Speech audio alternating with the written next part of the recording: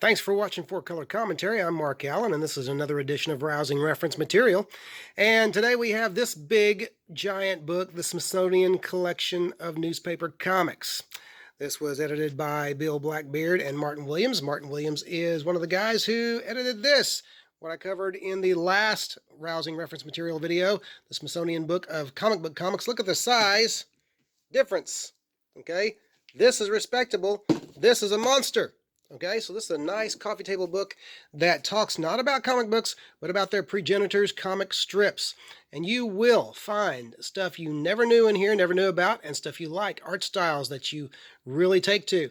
A couple of my favorites are right on the cover, and that's Prince Valiant and Little Nemo in Slumberland. Okay, but these are just some great. This is a great piece of history, and it's one of these books that I think takes comic book fans out of their comfort zone a bit, because it is about newspaper comics and not comic books. And not every newspaper fan knows the history of newspaper comics. I'm not too adept in the history of newspaper comics, but though I know I'm familiar with a lot of strips from the last 70, 80, 100 years.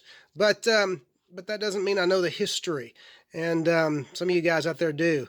But anyway, this is just a great book to kind of lose yourself in. There is, as you can see, some color sections and just some wonderful art styles and wonderful strips and characters that you never knew about. But, you know, reading comic strips is very different from reading comic books, which is one of the reasons why I think another reason why I think it takes some comic book fans out of their comfort zone. But it just takes, it's a different, you got one page at a time, or even literally one strip at a time, 3 or 4 panels.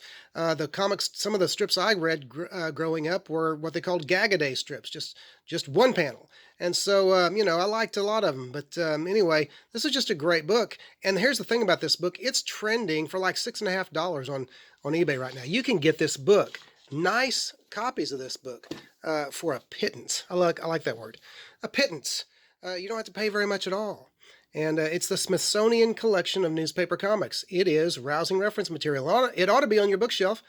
So go out there and find it. And thanks for watching Four Color Commentary.